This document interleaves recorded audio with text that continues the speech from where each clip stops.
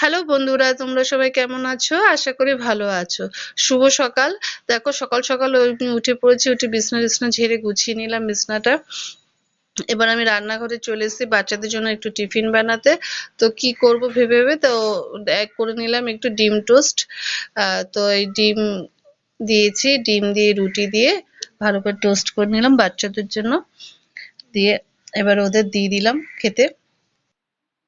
আর সকালের কাজ কমপ্লিট হয়ে গেল। এবার আমি দুপুরের জন্য রান্নাঘরে চলে আসলাম। এবার দুপুরে রান্না করলাম, ভাত করেছি, ডাল করেছি, আর তার সাথে আলু ভেজেছি, আর ডিমের অমলেট করেছি, আর তার সাথে করে নিলাম একটু চাটনি।